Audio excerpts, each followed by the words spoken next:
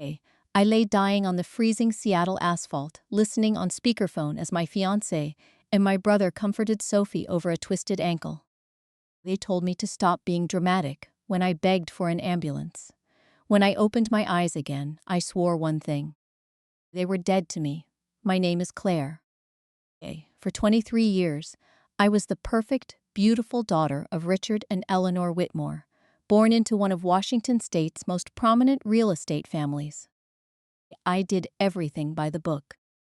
I went to the right schools, secured a dual degree in finance and architecture, and seamlessly integrated into the family business to ensure my older brother Adrian wouldn't completely run it into the ground.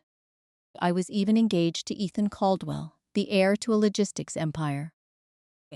We were the perfect Seattle power couple. My life was a meticulously curated painting until the day Sophie walked into it. Sophie was the daughter of my father's former college roommate, a man who had gambled away his fortune and later passed away. My parents, consumed by a sudden, overwhelming wave of philanthropic guilt, took the 19-year-old in. At first, I felt sorry for her. I gave her the guest room next to mine. I introduced her to my social circle. But Sophie didn't just want a safe haven. She wanted my life and my family, blindingly naive and addicted to the savior complex they had constructed around her, handed it to her on a silver platter. It started with small things. A vintage luxury watch my grandmother left me suddenly appeared on Sophie's wrist. When I confronted her, she put on a trembling, fragile performance that brought my mother running. "Claire, for heaven's sake, she has nothing. Let her borrow it. Stop being so materialistic," my mother had scolded. Then it escalated. She wanted my corner office at Whitmore Corp., claiming the lighting in the junior suites gave her migraines. My father moved my things into a windowless room down the hall without asking. "Be the bigger person, Claire," my brother Adrian would say, clapping me on the shoulder. "She's traumatized." But the final nail in the coffin of my first life was Ethan, my fiancé. Sophie realized early on that Ethan was my anchor. She began calling him late at night for advice, orchestrating panic attacks that only he could calm her down from. The boundaries blurred so fast it gave me whiplash. The night of my rehearsal dinner, I walked into the coat room of the luxury downtown hotel and found Ethan holding Sophie, his hands tangled in her hair, as she whispered that she couldn't bear to see him marry a woman as cold and calculating as me. Ethan didn't push her away. He just sighed and said, "I know, Sophie, I know, she's just difficult." I ran out into the torrential November rain. I didn't cause a scene, I just wanted to get away. I got into my car and drove toward the I-90 bridge. Tears blurred my vision. I never saw the drunk driver in the pickup truck cross the median until his headlights filled my windshield. The impact left the driver's side of my car badly crushed. Trapped inside and seriously injured, I managed to reach my damaged phone. I hit the emergency contact on my favorites list. Adrian. He answered on the fourth ring. There was music in the background. They were still at the rehearsal dinner. "Adrian," I managed. "Help, I've been hit, I-90. Oh my God, Claire, stop it." Adrian's voice groaned through the speaker, thick with annoyance. "You always have to make everything about you, don't you? You ruined your own rehearsal dinner because you were jealous." Sophie got a little attention. "Adrian, I'm dying," I sobbed, the cold creeping through me. "Ethan, it's her," I heard Adrian say away from the receiver. Then Ethan's voice came on the line. "Claire, this isn't funny. Sophie slipped on the wet marble steps trying to run after you and severely sprained her ankle. We're taking her to the nearest hospital. Don't call back until you're ready to apologize to her." The call ended. I lay trapped in the wreckage of my car as a distant ambulance siren wailed somewhere through the rain. The rain beat against the shattered windshield. My family, my own blood, and the man who promised to love me forever had abandoned me on a dark highway to coddle a girl over a twisted ankle. As my vision faded to black, a profound, agonizing hatred took root in my soul. If I had the chance, If God or the universe ever granted me a second breath, I would never shed another tear for the Whitmore family. I would let them face the consequences of their choices, and then I closed my eyes for the last time. I jolted upright, gasping for air, my hands frantically clutching my chest. There was no blood, no crushed metal, no freezing rain. I was sitting in my own bed, tangled in silk sheets. The morning sun was pouring through the floor-to-ceiling windows of my penthouse apartment overlooking Elliott Bay. I stared at my trembling hands. They were unscarred. I looked at the calendar on my nightstand. October 14th, exactly 1 year before the accident. My heart hammered against my ribs like a trapped bird. I stumbled out of bed and into the master bathroom, gripping the marble vanity. The woman staring back at me in the mirror was 22, pale, terrified, but undeniably alive. This was the day my father was officially transferring 20% of Whitmore Corp's shares into my name, through a trust set up by my late grandfather.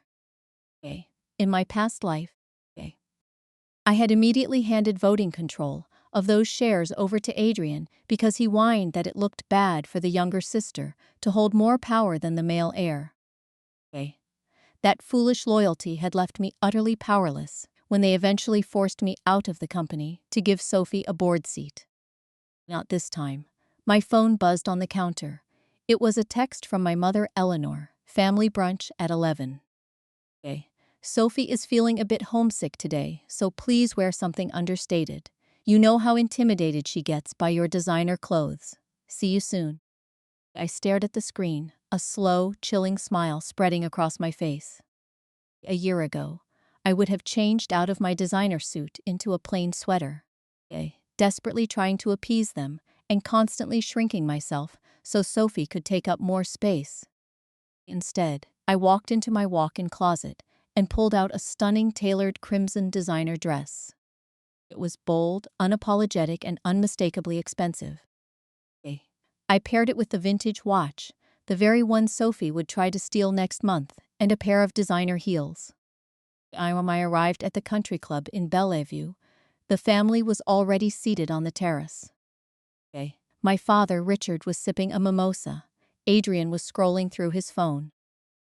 Ethan sat next to Sophie, who was wearing a pale sundress and looking like a tragic Victorian orphan, despite eating an expensive plate of truffled eggs. As I walked up, their conversation stopped. My mother's jaw dropped. Claire, Eleanor hissed, leaning forward. What on earth are you wearing? I specifically asked you to tone it down. Look at Sophie. She looks so uncomfortable. Sophie immediately shrank into her chair, casting her eyes downward. It's fine, Eleanor, she whispered, her voice trembling. Claire always looks so beautiful. I wish I had her confidence or her closet. Ethan shot me a disapproving glare. Claire, was the red really necessary? You look like you're going to a gala, not a family brunch. You're making Sophie feel out of place. I pulled out my chair and sat down gracefully, signaling the waiter for a black coffee. I didn't apologize. I didn't look down. I looked Ethan dead in the eyes, feeling absolutely nothing for the man I once thought I'd die for. I dress for myself, Ethan, I said, my voice eerily calm and devoid of the defensive anxiety they were used to. If Sophie is intimidated by a piece of red fabric, perhaps she should see a therapist about her insecurities, rather than expecting the rest of the world to wear beige. Silence slammed into the table. Adrian actually dropped his fork. Claire, my father barked. Apologize to her right now, that was incredibly cruel. Sophie let out a choked sob and covered her face, leaning subtly into Ethan's shoulder. Ethan immediately put an arm around her, glaring at me. What is wrong with you today? He snapped. In my past life, this was the exact moment I would have cracked.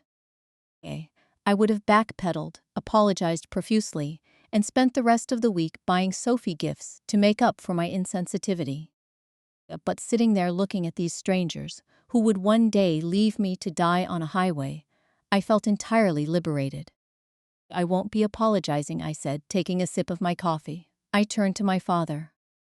Dad, regarding the share transfer scheduled for this afternoon at the lawyer's office. I've decided I will be maintaining full voting control of my 20th chum. I won't be signing the proxy over to Adrian.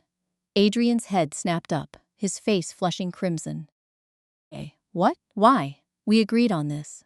Claire, you don't even know how to handle the board, you're just a junior architect. I have a degree in finance, Adrian. You barely passed business management, I replied smoothly. Grandpa left those shares to me. I'm keeping them. If you have an issue with it, take it up with a spirit board. My mother gasped, clutching her pearls. Claire Whitmore, I have never seen you act so selfishly. Sophie is sitting right here having a terrible day, and you are starting a war over money. You are tearing this family apart. Actually, Mom, I said, standing up and placing a $100 bill on the table for my coffee. I think I'm just finally setting boundaries. Enjoy your brunch. Ethan, I'll have my assistant send my engagement ring back to your office tomorrow.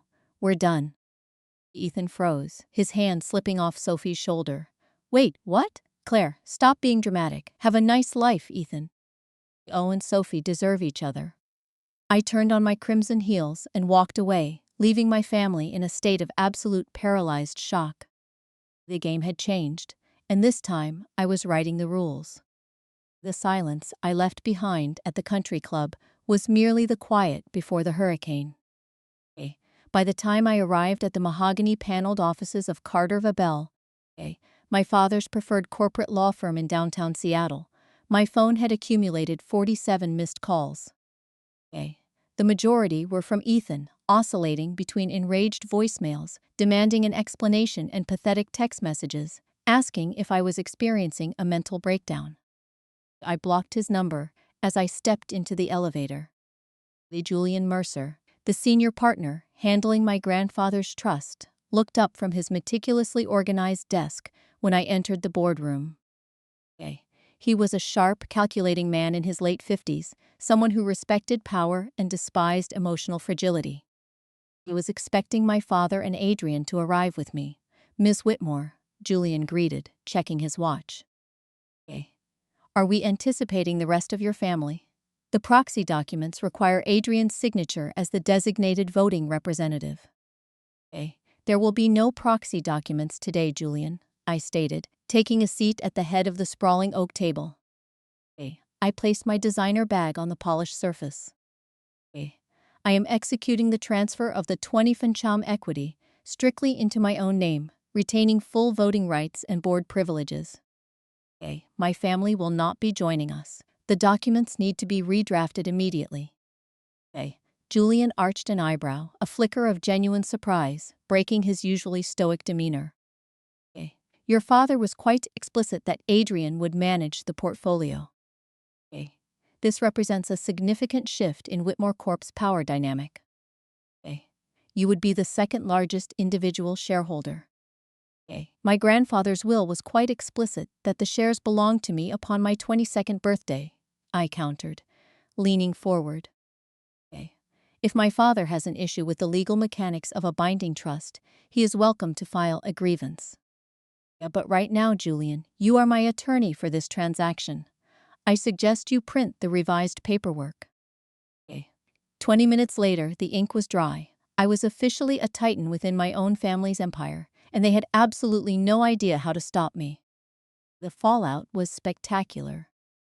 When I returned to my apartment that evening, Adrian was pacing furiously in my lobby, badgering my concierge to let him up. When he saw me walk through the revolving glass doors, his face contorted with unadulterated rage.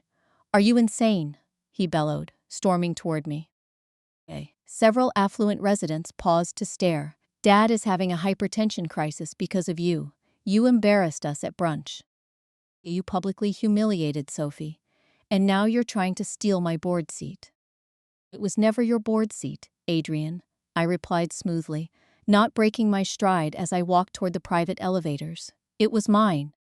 I merely stopped letting you borrow it.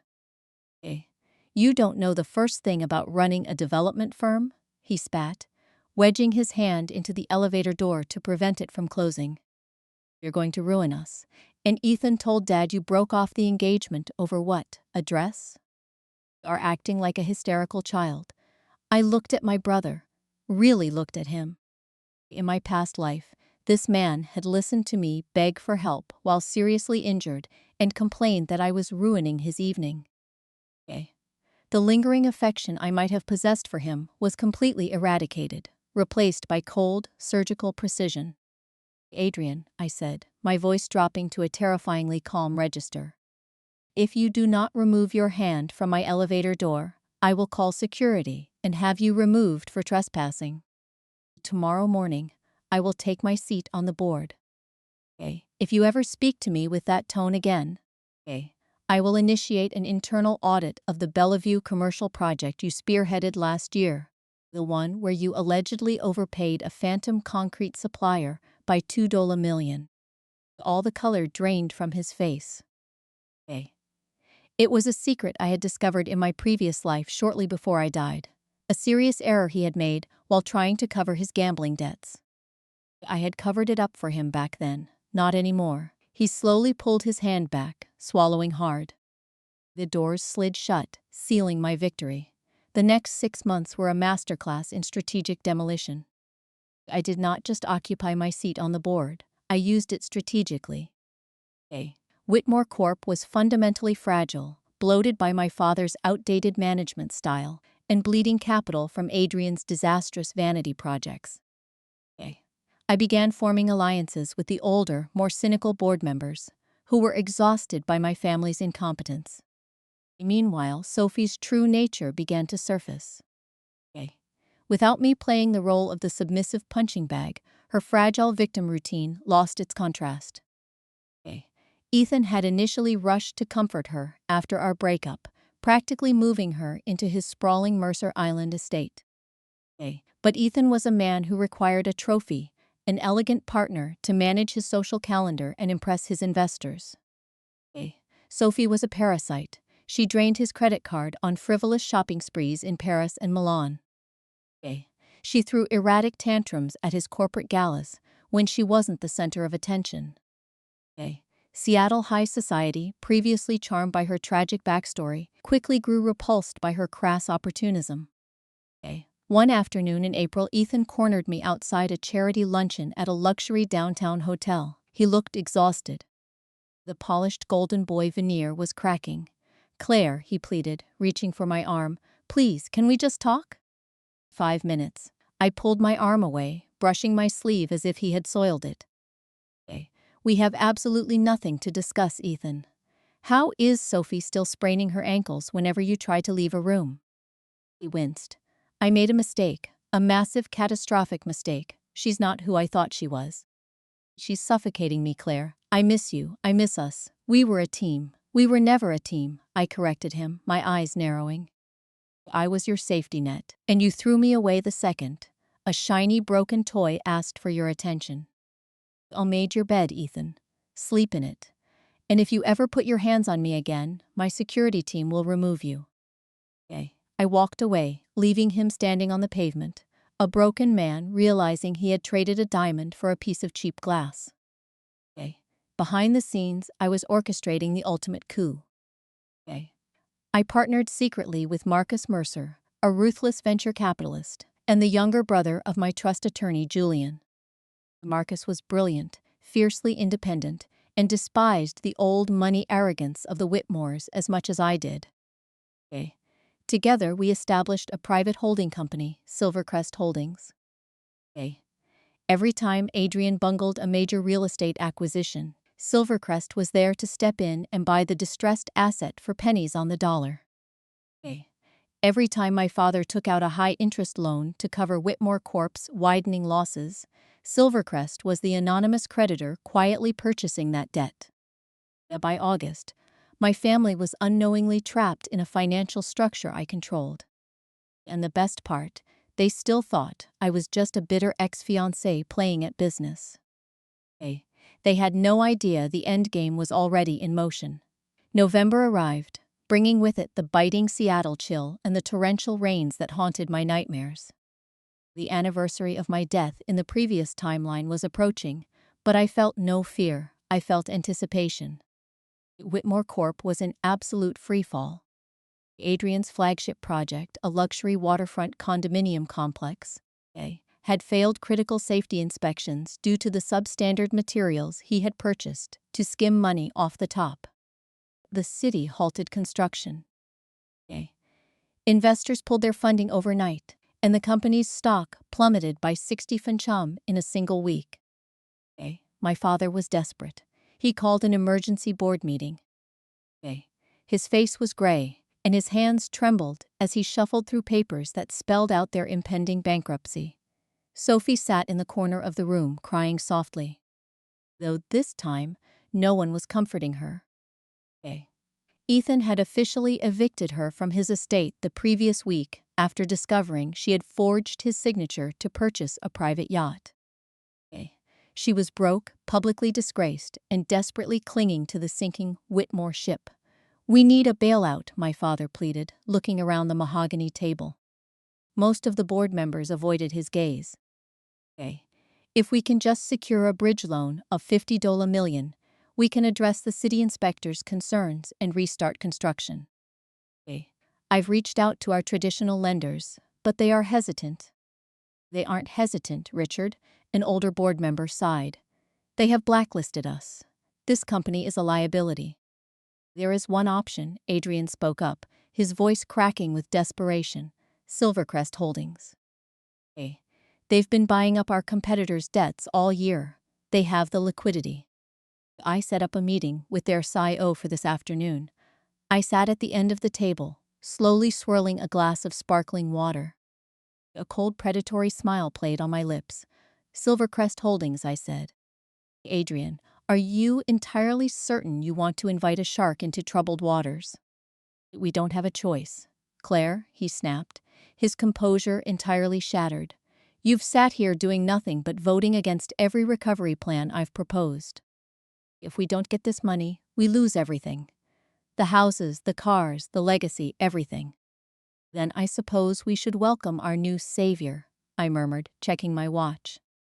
"In fact, the CIO of Silvercrest is scheduled to arrive right about now." The heavy double doors of the boardroom swung open. Marcus Mercer walked in, looking immaculate in a charcoal suit. He carried a single leather portfolio. My father practically leapt out of his chair to shake the man's hand. "Mr. Mercer, thank you so much for coming," my father gushed, sweating profusely. "We are prepared to offer you extremely favorable terms for a $50 million capital injection." Marcus didn't take my father's hand. He bypassed him entirely and walked straight toward my end of the table. He stopped next to my chair, opened the leather portfolio, and placed the documents neatly in front of me. "The final acquisition papers, Miss Whitmore," Marcus said, his voice carrying clearly across the silent room. "As requested, Silvercrest has officially purchased 80% of Whitmore Corp's outstanding debt. We are now the primary creditors." My father froze. Adrian's jaw slackened, his eyes darting between me and Marcus. Sophie stopped pretending to cry. "I don't understand," my father whispered, clutching his chest. "Claire, what is he talking about?" I stood up slowly, smoothing the skirt of my designer suit. The terrified faces of the people who had abandoned me a year ago stared back at me, trapped and utterly helpless. "It's quite simple, Dad," I said, projecting my voice so every board member could hear. Marcus is the public face of Silvercrest Holdings. I am the sole owner. Over the past 8 months, I have systematically purchased every single loan, every mortgage, and every credit line this family has taken out to fund Adrian's spectacular failures and Sophie's delusions of grandeur. "Oh, you bought our debt," Adrian choked out, grabbing the edge of the table. You own the company's debt." "I own everything, Adrian," I corrected, leaning over the table. "I own the corporate headquarters. I own the construction equipment sitting idle on the waterfront. I even own the mortgage on the Bellevue estate you all sleep in. And as of this morning, Whitmore Corp is officially in default." "Claire, please," my mother cried out, bursting through the doors. She had been listening from the hallway. She ran toward me, tears streaming down her face. "You cannot do this. We are your family. We took care of you." Sophie is family. I looked at Eleanor Whitmore, feeling nothing but a profound, chilling emptiness. Family? I repeated the word as if it tasted like ash. When I was hurting, you told me to be quiet so Sophie could shine. When I was pushed aside, you told me to be the bigger person. You chose a manipulative stranger over your own flesh and blood. You made your priorities incredibly clear. I turned to my father, who was leaning heavily against his chair, looking 10 years older. I am calling the debts in, Richard. All of them. By Friday, Whitmore Corp will be dissolved, its assets liquidated to pay back Silvercrest Holdings. I am seizing the family properties to cover the remaining balance. Sophie suddenly lunged forward, grabbing my arm, her manicured fingers tightening around my sleeve. Claire, stop it. You're ruining my life. Ethan left me. I have no money, and now you're taking my home. You're a monster. I stared down at her hands, then back up at her tear-streaked face. Take your hand off me, Sophie, I said quietly. Or I will ensure the police receive the complete, unredacted financial records of the embezzlement you committed from the corporate charity fund. I have every receipt. She snatched her hands back, as if the warning itself had shocked her, stumbling backward and collapsing into a chair. Finally realizing she had played a game with someone infinitely more dangerous than her. You can't leave us with nothing, Adrian begged, openly sobbing. The arrogant golden boy was completely broken.